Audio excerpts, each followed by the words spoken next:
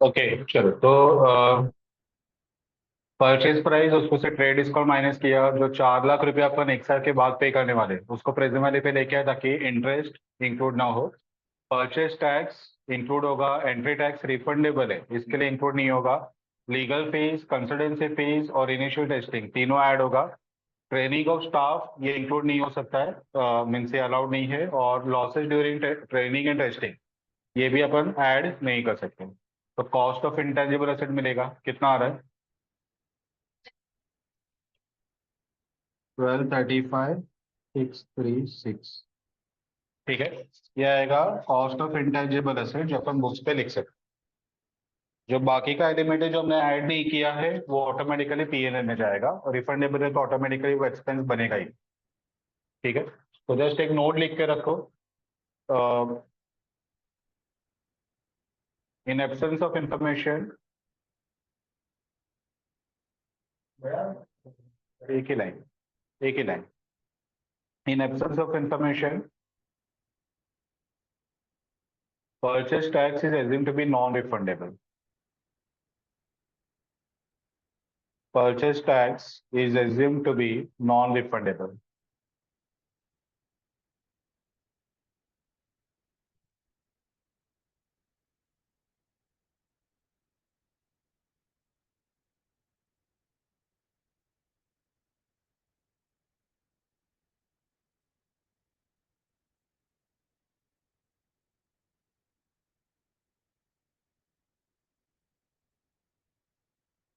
चलो अभी नेक्स्ट इस पे जाते हैं, एक्सचेंज ऑफ असेट। ठीक है, अभी एक्सचेंज ऑफ असेट में अगर सपोज हमने इंटेंजिबल एसेट एक्वायर किया लेकिन हमने उसके सामने हमारा कोई इंटेंजिबल एसेट एक्सचेंज में दिया। ठीक है, तो वो टाइम पे नया इंटेंजिबल एसेट जो आ रहा है उसको बुक्स पे कैसे रिकॉर्ड करेंगे वो अपने को कवर करना है। ठीक है, मैं पहले सम रीड करता हूँ, उसके हिसाब से ये एक्सप्लेन करता हूँ ताकि दोनों को लिंक बैठे कि मैं क्या बता रहा हूँ। क्वेश्चन नंबर 3 देखो।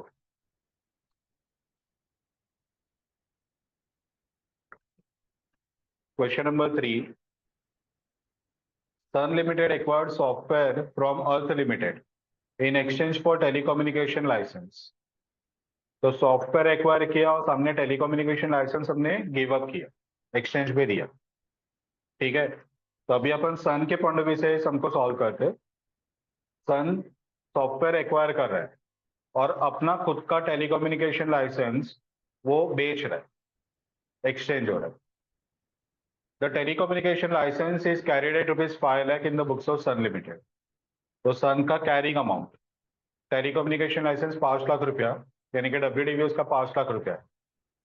The software is carried at 10,000 in the books of Earth Limited which is not the fair value. ठीक है, अर्थ के बुक में सॉफ्टवेयर का वैल्यू सिर्फ 10,000 है, लेकिन वो क्लियरली बोल रहा है कि वो फेयर वैल्यू नहीं है। Past journal entries in the following situation in the books of Sun and Earth Limited. Fair value of software is 5,20,000 and fair value of telecommunication license is 5 lakh. दूसरा, fair value of software is not measurable.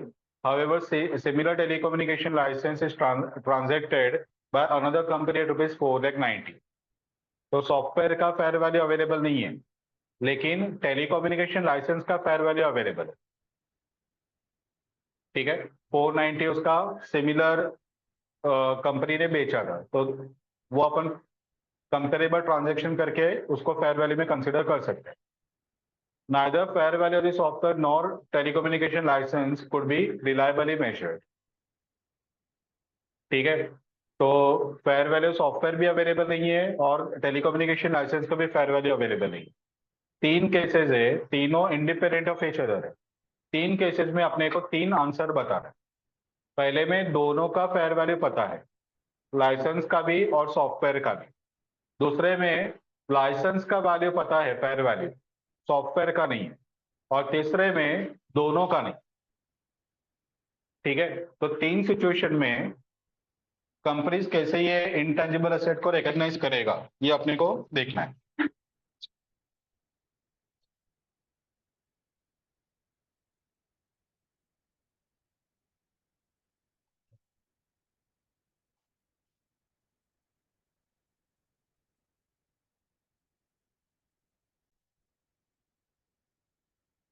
Okay, तो जब भी intangible assets exchange में अपन देते हैं तो उसका value कैसे रिकॉर्ड करना है, तो उसके लिए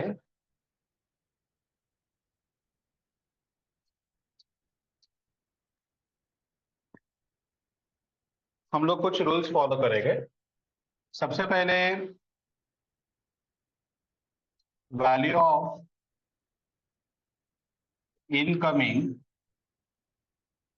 इंटेंजिबल एसेट कितना रिकॉर्ड करना है, यानी कि सन लिमिटेड वो अपना टेलीकम्युनिकेशन लाइसेंस दे रहा है और सॉफ्टवेयर एक्वायर कर रहा है, ठीक है। तो value of software for Sun Limited, ठीक है। एग्जाम्पल के फॉर्म में अपन क्या डिस्कस कर रहे हो वो मैं तुम लोग को बता रहा हूँ। तो पॉइंट वन ये है कि इफ फेयर वैल्यू ऑफ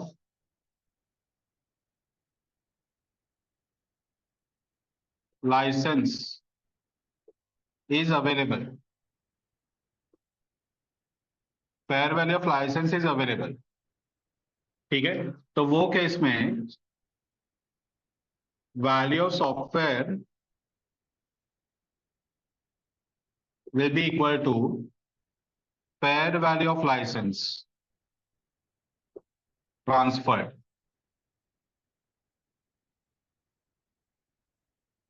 ठीक है।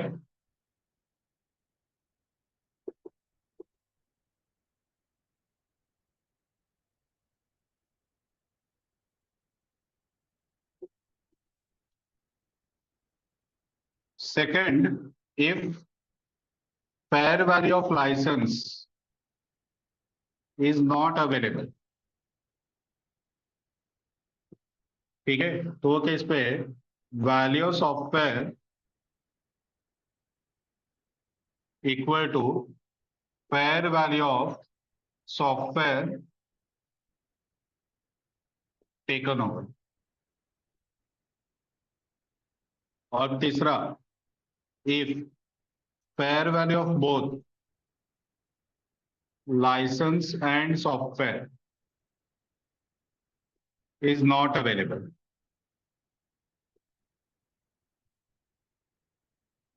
तो उसमें value of licence, sorry, value of software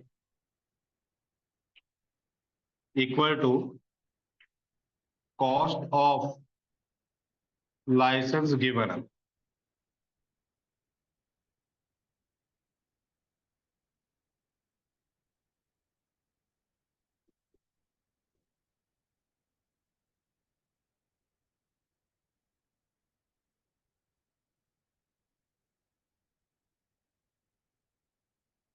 तो लोगों तीन केसेस क्या है वो समझ में आ रहा है क्या? पहले केस में if fair value of licence and software both are available, तीन केसेस अपने को दिया है। पहले केस पे क्या हुआ कि लाइसेंस का और सॉफ्टवेयर का दोनों का फेयर वैल्यू गिवन है, ठीक है। तो जो आ रहा है उसका फेयर वैल्यू मत लो, जो अपन असेट दे रहे हैं ना उसका फेयर वैल्यू, आने वाले असेट का फेयर वैल्यू गिना जाए, ठीक है। यानी कि ऐसे सपोज गिनो कि फॉर एग्जाम्पल मेरे पास बाइक है, मैं बाइक दे के सपोज एक्टिवा एक्सचेंज में ले रहा हूँ, दोनों सेकंड हैंड है, मेरा बाइक भी पुराना है, सामने वाले का एक्टिवा भी पुराना है, तो मैं बाइक दे रहा हूँ और एक्टिवा ले रहा हूँ, ठीक है। तो मैं बाइक का फेयर वैल्यू निकालूंगा, एक्टिवा का फेयर वैल्यू निकालूंगा, लेकिन एक्टिवा का वैल्यू मेरे बुक्स में कितना रिकॉर्ड करूंगा, इनकमिंग एसेट मेरे लिए एक्टिवा है, तो एक्टिवा का वैल्यू कितना रिकॉर्ड करूंगा, तो बाइक का जो फेयर वैल्यू है वो ही मैं एक्टिवा का फेयर वैल्यू पकड़ू, यानी कि एक्टिवा का फेयर वैल्यू मुझे काम का है ही नहीं, बाइक का फेयर वैल्यू एक्टिवा का फेयर वैल्यू। समझ में आया? ठीक है। अब दूसरे केस पे सपोज मुझे बाइक का फेयर वैल्यू पता नहीं है लेकिन एक्टिवा का फेयर वैल्यू पता है, ठीक है। तो मैं बाइक दे रहा हूं, एक्टिवा ले रहा हूं, तो पहला प्रायोरिटी बाइक का फेयर वैल्यू वो एक्टिवा का फेयर वैल्यू गिनना पकड़ना है, लेकिन अगर बाइक का फेयर वैल्यू अवेलेबल नहीं है तो वो केस पे प्रायोरिटी फेयर वैल्यू को ही जाता है, तो एक्टिवा के फेयर वैल्यू को ही, एक्टिवा का वैल्यू बुक्स पे रिकॉर्ड के हिसाब से यूज करूंगा। ठीक है, तो पहला प्रायोरिटी किसको, बाइक के फेयर वैल्यू को मुझे यूज करना है। लेकिन अगर वो अवेलेबल नहीं रहेगा तो एक्टिवा का फेयर वैल्यू ले लो। अगर वो भी अवेलेबल नहीं है तो क्या अवेलेबल रहेगा, दोनों के बुक्स पे जो उसका कॉस्ट रहेगा वो तो अवेलेबल रहेगा ही ना। बुक्स तो मेंटेन कर ही रहे ना, बिजनेस है ये, पर्सनल ट्रांजेक्शन नहीं है। ठीक है, तो ऐसे केस में अगर बाइक का भी कॉस्ट पता है, एक्टिवा का भी कॉस्ट पता है, तो बाइक का कॉस्ट गिवन अप, जो बाइक मैंने दे दिया उसका कॉस्ट, वही सेम कॉस्ट में गिनूंगा एक्टिवा। एक्टिवा का कॉस्ट कितना है वो मेरे लिए मैटर नहीं करता। ठीक है, तो वापस एक बार, थोड़ा सा कंफ्यूजिंग है, ध्यान से सुनो। अगर दोनों का फेयर वैल्यू अवेलेबल है, ठीक है, तो मैं ए दे रहा हूं और बी ले रहा हूं। ठीक है, तो मैं किसका फेयर वैल्यू पकड़ूंगा, ए का या बी का? ए का फेयर वैल्यू पकड़ना है।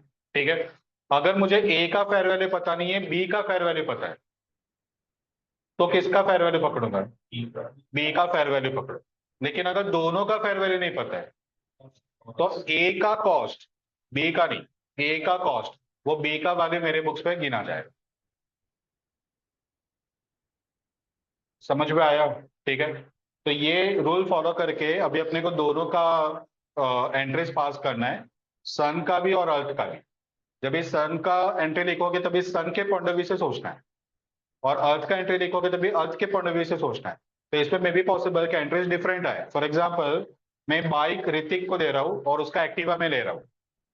ठीक है, तो मैं जब भी ये बोल रहा हूँ कि मेरे पास बाइक का फेयर वैल्यू अवेलेबल नहीं है, एक्टिवा का फेयर वैल्यू अवेलेबल है, तो इसके लिए रिवर्स केस होगा ना। इसको एक्टिवा का फेयर वैल्यू पता है लेकिन बाइक का फेयर वैल्यू पता नहीं है, असेट गिवन अप का फेयर वैल्यू पता है। समझा? तो मैं कुछ अलग वैल्यू लिखूंगा एक्सचेंज का और ये कुछ अलग लिखेगा, यानी कि ऐसे नहीं होगा कि मैंने अगर 10,000 में इससे खरीदा तो मेरा सेल, सॉरी, मेरा परचेज प्राइस 10, इसके लिए सेल प्राइस 10, ऐसे यहाँ पे नहीं होगा। दोनों का परचेज सेल प्राइस डिफरेंट रहेगा, डिपेंडिंग ऑन कि अपन किसके पॉइंट ऑफ व्यू से एंट्री सोच रहे हैं। ठीक है, चलो तो अभी देखते हैं क्या होता है। डेटा लिखते हैं अपन पहले, वो लोग क्या बोल रहे हैं, सन लिमिटेड, उसके पास लाइसेंस है, टेलीकम्युनिकेशन लाइसेंस, जो उसके बुक में कैरिंग अमाउंट 5 लाख है। सॉफ्टवेयर है अर्थ के पास जिसका कैरिंग अमाउंट उसके बुक में 10,000 है। ठीक है, ये अपने को दिया हुआ है कैरिंग अमाउंट यानी कि कॉस्ट। अब पॉइंट नंबर 1 में आ जाओ।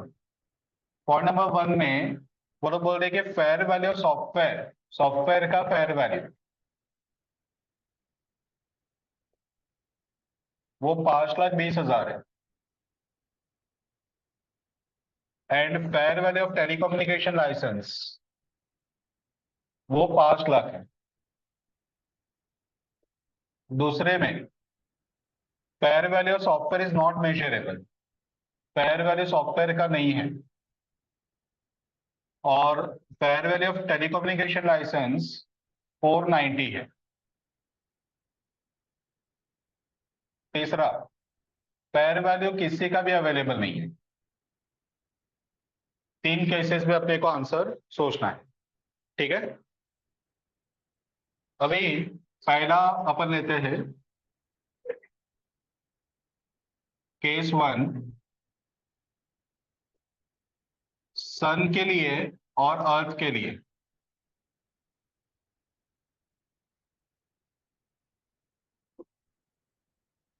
वैल्यू ऑफ, यहाँ पे telecommunication licence, sorry, value of software and value of telecommunication licence. ये सॉफ्टवेयर ले रहे हैं ना इससे, और ये टेलीकम्युनिकेशन लाइसेंस ले रहे हैं। तो सन के लिए जो सॉफ्टवेयर आ रहा है उसका वैल्यू कितना, पहले तो प्रोडक्ट कंफ्यूजिंग है, कंपनी का नाम और प्रोडक्ट थोड़ा कंफ्यूजिंग होता है, ठीक है। तो अभी अपन सन लिमिटेड के पॉइंट ऑफ व्यू से सोचेंगे। सन के पास लाइसेंस है, लाइसेंस वो दे रहा है, ठीक है, और वो क्या ले रहा है, सॉफ्टवेयर ले रहा है। तो यहाँ पे जो हमने पॉइंट सीखा ना, ये किसके पॉइंट ऑफ व्यू से सीखा, कि जो अपन असेट ले रहे उसका वैल्यू कितना पकड़ना है। असेट दे रहे उसका वैल्यू अपने लिए कंसर्न नहीं करता है, असेट ले रहे उसका वैल्यू कितना, अपन उसके बारे में सोच रहे हैं। तो सन क्या टेक ओवर कर रहा है, सॉफ्टवेयर टेक ओवर कर रहा है, ठीक है। तो फर्स्ट केस, सॉफ्टवेयर का फेयर वैल्यू 520 है और लाइसेंस का फेयर वैल्यू 5 लाख, ठीक है। तो अभी बताओ, सन के लिए सॉफ्टवेयर का वैल्यू क्या गिनेंगे, 5 लाख गिनेंगे या 520 गिनेंगे। 5 लाख। कौन से पॉइंट में, पॉइंट नंबर 1 में, कि अगर लाइसेंस अगर वो टेक ओवर कर रहा है सॉफ्टवेयर देके, तो अपन सॉफ्टवेयर का वैल्यू कितना पकड़ेंगे, तो लाइसेंस का जो वैल्यू है वो सॉफ्टवेयर का वैल्यू पकड़ेंगे। सॉफ्टवेयर का खुद का फेयर वैल्यू इग्नोर करना है, ठीक है। यानी कि मैंने ए दिया और बी लिया, तो बी का वैल्यू कितना, ए का वैल्यू जो दिया वो ही बी का वैल्यू गिने, बी का रियल वैल्यू कितना है वो देखने का नहीं, ठीक है। तो फर्स्ट केस में वैल्यू आएगा 5 लाख, ठीक है। Fair value of telecommunication licence given up, इतना समझा। चलो अभी दूसरा case, fair value telecommunication licence का है, लेकिन फेयर वैल्यू सॉफ्टवेयर का अवेलेबल नहीं है। तो अपने को किसका फेयर वैल्यू चाहिए, टेलीकम्युनिकेशन का चाहिए कि सॉफ्टवेयर का चाहिए। टेलीकम्युनिकेशन का ही चाहिए ना, सॉफ्टवेयर आने वाले का तो वैल्यू अपन लेते ही नहीं है वैसे भी, ठीक है। जो दे रहे उसी का ही फेयर वैल्यू लेते हैं, ठीक है। तो यहाँ पे अपन फेयर वैल्यू 490 लेंगे, fair value of telecommunication licence given up. अब तीसरा केस, अपने को दोनों में से किसी का भी फेयर वैल्यू पता नहीं, तो अगर फेयर वैल्यू पता नहीं है तो अपने को कॉस्ट लेना पड़ेगा। कॉस्ट किसका, गिवन अप का या रिसीव्ड का, गिवन अप का, यानी कि 5 लाख आएगा, ठीक है। 5 lakh cost of telecommunication licence given up, इतना समझ में आया।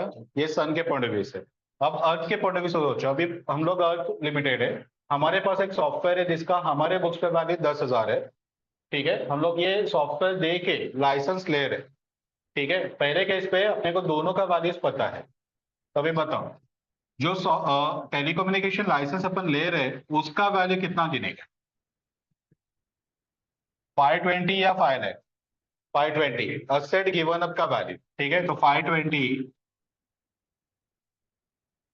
Fair value of software given up, ठीक है। सेकंड, हम लोग को सॉफ्टवेयर का फेयर वैल्यू नहीं पता है, लेकिन टेलीकम्युनिकेशन लाइसेंस का फेयर वैल्यू पता है। अपन पहला प्रायोरिटी किसको देते हैं, अपन जो असेट गिव अप कर रहे हैं उसका फेयर वैल्यू। अगर वो नहीं पता रहेगा तो अपन fair value of asset received का वैल्यू पकड़ते हैं, ठीक है। तो value of software equal to fair value of software taken over, यानी कि जो असेट आ रहा है उसका वैल्यू को पकड़ो, ठीक है। यहाँ पे जो असेट आ रहा है उसका वैल्यू 490 है, तो fair value of telecommunication licence received. Next third, अपने को दोनों का फेयर वैल्यू नहीं पता है, कॉस्ट ऑफ सॉफ्टवेयर यानी कि 10,000,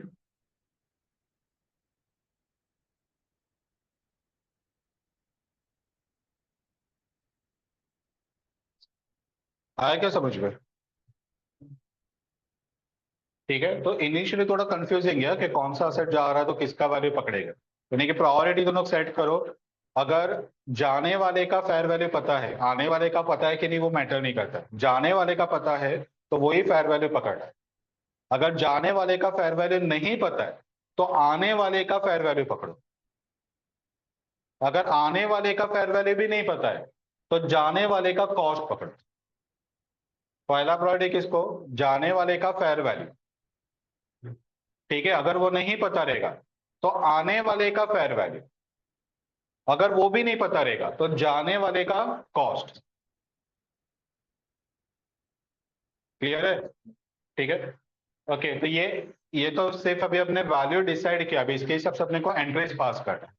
ठीक है, पहले दोनों के काम करो, ये रूल लिख लो, उसके नीचे टेबल लिख लो, टेबल के नीचे एंट्री लिख दो। ये सिमिलर के वो सेकंड केस हाँ, तो similar that is similar to first कौन से सन में? Second case. ओके, इस पे नहीं, ये और ये सिमिलर नहीं है। पहला प्रायोरिटी किसका? जाने वाले का फेयर वैल्यू। तो जाने वाले का फेयर वैल्यू पता है, बराबर, सिमिलर टू फर्स्ट केस हुआ। दूसरे केस पे जाने वाले का फेयर वैल्यू, तो जाने वाले का फेयर वैल्यू पता है, तो 490, बराबर। First and second case same है फॉर सन लिमिट, लेकिन वो डिफरेंट है फॉर अर्थ। अर्थ के लिए वो डिफरेंट है। जाने वाले का फेयर वैल्यू पता नहीं है, आने वाले का फेयर वैल्यू पता है। ठीक है।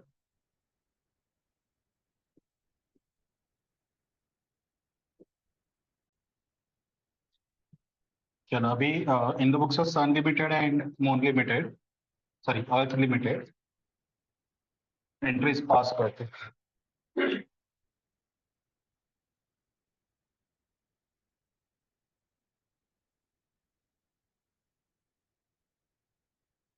केस वन, फर्स्ट केस में हम लोग इनकमिंग असेट का वैल्यू पकड़ रहे 5 lakh.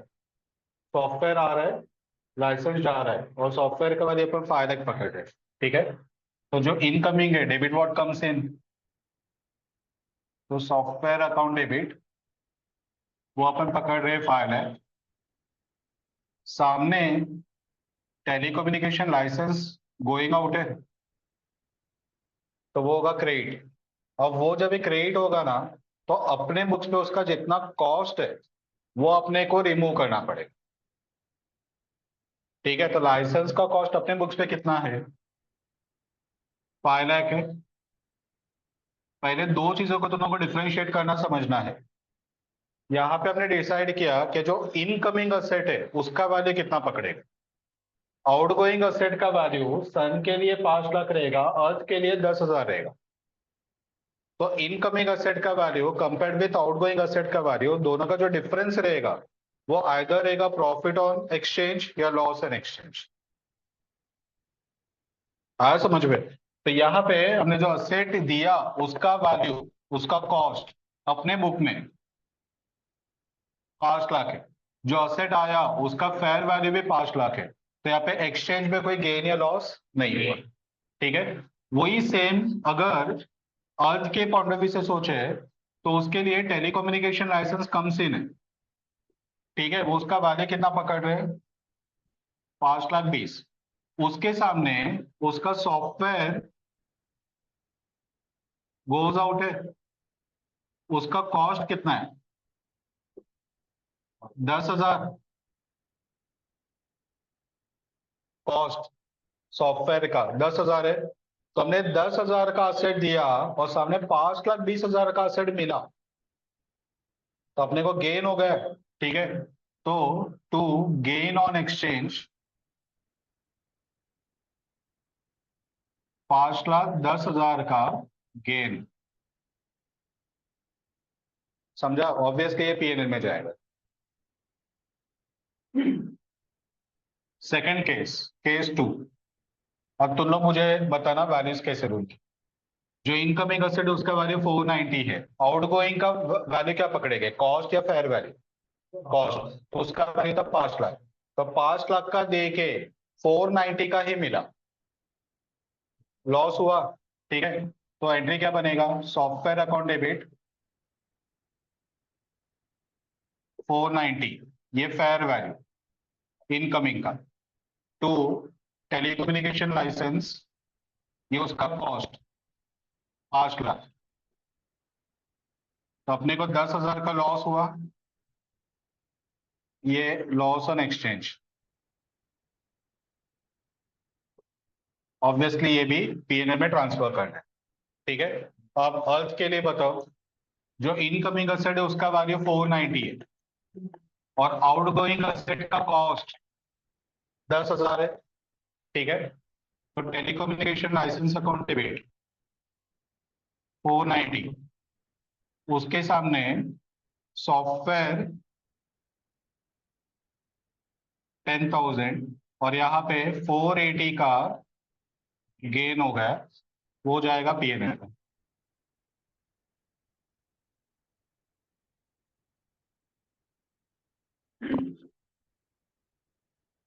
Case 3 last, incoming asset का वैल्यू 5 लाख पकड़े और आउटगोइंग असेट का भी वैल्यू 5 लाख ही है। तो गेन या लॉस कुछ भी नहीं है। तो सॉफ्टवेयर अकाउंट डेबिट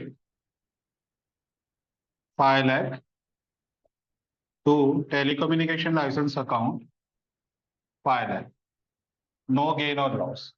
और इसके लिए इनकमिंग असेट का वैल्यू 10,000 और आउटगोइंग असेट का कॉस्ट वो भी 10,000, ठीक है। तो software sorry telecommunication licence debit 10,000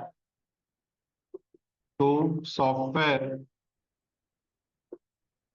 10,000, again gain या लॉस कुछ भी नहीं आया समझ में।